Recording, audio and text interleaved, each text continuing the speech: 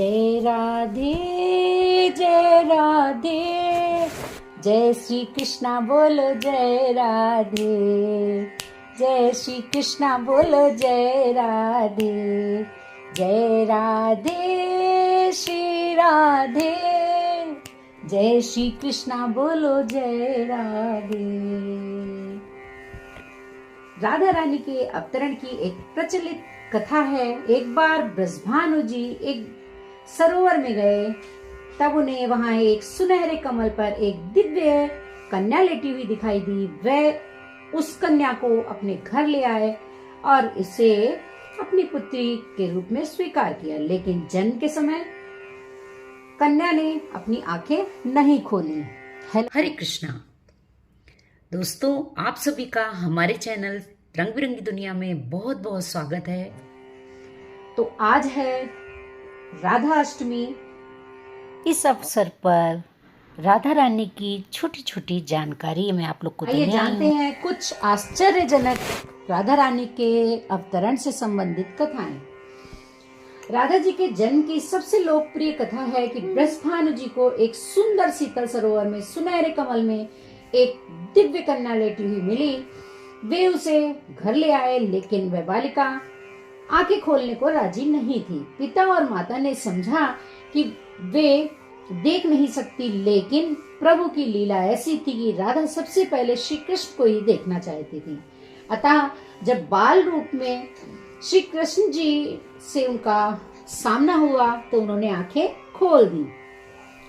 एक अन्य कथा के अनुसार राधा द्वापर युग में श्री ब्रजभानु के घर प्रकट होती हैं। कहते हैं कि एक बार श्री कृष्ण गोलोक बिहारी से रूठ गई। उसी समय गोप सुदामा प्रकट हुए।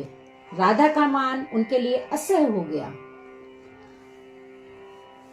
उन्होंने श्री राधा की भर्त्सना की। उससे कुपित होकर राधा ने कहा, सुदामा, तुम मेरे हृदय को संतप्त करते हुए असुर की भांति कार्य कर रहे हो, अतः तुम असुर योनि को प्राप्त होगे।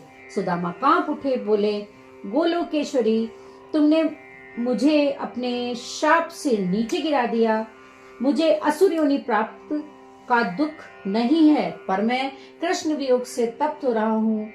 इस वियोग का तुम्हें अनुभव नहीं है, अतः एक बार तुम भी इस दुख का अनुभव करो। सुदूर द्वापर में श्री कृष्ण के अवतरण के समय तुम भी अपनी सखियों के साथ गोप कन्या के रूप में श्री कृष्ण से विलग रहोगी। मां को जाते देखकर श्री राधा को अपनी त्रुटि का आभास हुआ और वह भय से कातर हो उठी। लीलाधारी श्री कृष्ण ने उन्हें सांत्वना दी कि हे देवी, ये शाप नहीं अपितु वरदान है। इसी निमित्त से जगत में तुम्हारी मधुर लीला रस की सनातन धारा प्रवाहित होगी, जिससे नहाकर जीव अनंत काल तक कृतकृत्य रहेंगे। इस प्रकार पृथ्वी पर श्री राधा का अवतरण द्वापर युग में हुआ। नृपपुत्र राजा सुचंद्र और पितरों की मानसी कन्या कलावती ने 12 वर्षों तक तप करके श्री ब्रह्मा से राधा को पुत्री के रूप में प्राप्ति का वरदान मांगा। ये है तीसरी कथा। फलस्वरूप द्वापर युग में राजा ब्रजभानु और रानी कीर्ति के रूप में जन्मे। दोनों पति पत्नी बने।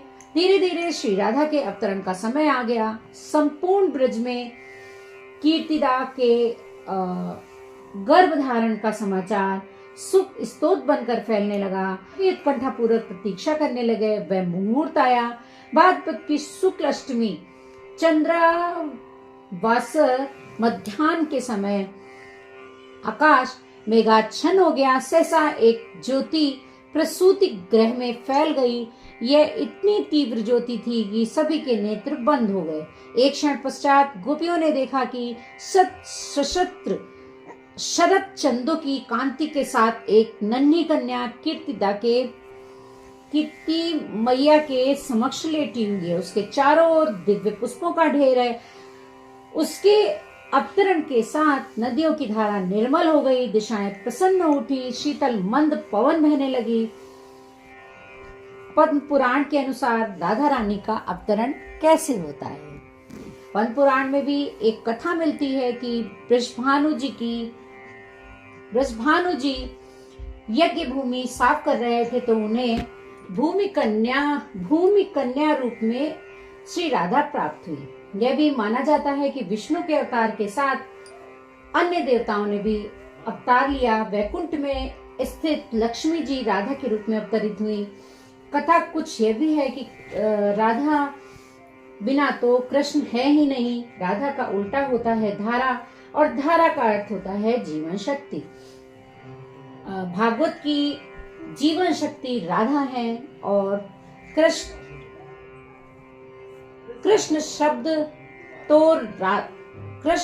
है तो राधा अर्थ है। कृष्ण गीत है तो राधा संगीत, कृष्ण वंशी है तो राधा स्वर। भगवान ने अपनी समस्त संचारी शक्ति राधा में समाहित की है, इसलिए कहते हैं हाँ कृष्ण राधा तहाँ, जय राधा तह कृष्ण, निमिष न होत कहू, समोज करहूं यह प्रश्न। इस नाम की परम महिमा अपरंपार है। श्री कृष्ण स्वयं कहते हैं कि जिस समय मैं किसी के मुख से रास सुनता हूँ, उसे मैं अपना भक्ति प्रेम प्रदान करता हूँ, और धा शब्द के उच्चारण करने पर मैं राधा नाम सुनने से लोभ से उसके पीछे चल देता हूँ। राधा कृष्ण की भक्ति का कालांतर में निरंतर विस्तार हुआ।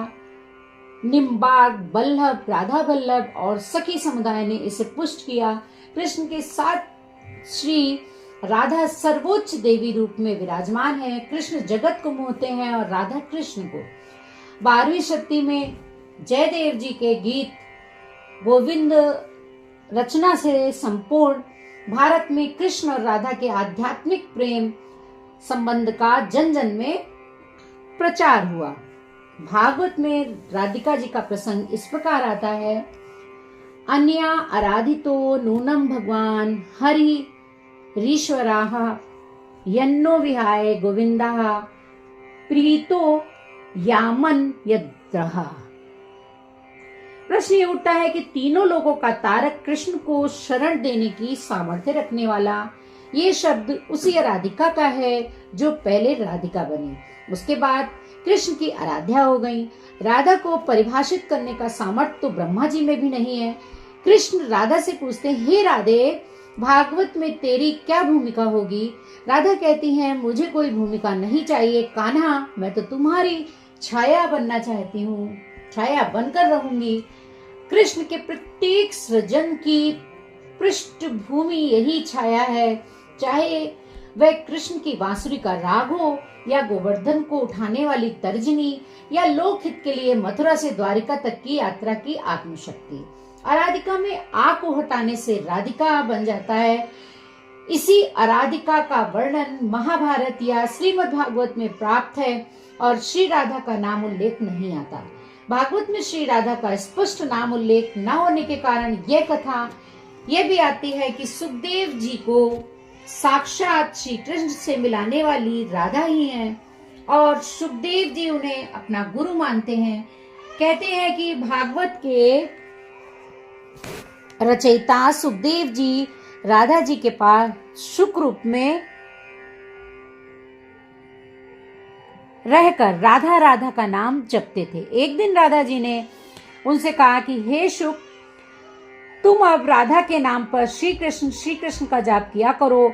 उसी समय श्री कृष्ण आ गए। राधा ने यह कहकर कि यह सुख बहुत ही मीठे स्वर में बोलता है, उसे कृष्ण के हाथ सौंप दिया, अर्थात उन्हें ब्रह्म का साक्षात्कार करा दिया। इस प्रकार श्री राधा सुखदेव जी की गुरु हैं, और वे गुरु का नाम कैसे ले सकते थे? जय श्री राधे। तो प्लीज़ एक लाइक करिएगा, और चैनल में पहली बार आए तो चैनल को विद बेल आइकन सब्सक्राइब करना बिल्कुल मत भूलिएगा। जय श्री कृष्णा, राधे राधे।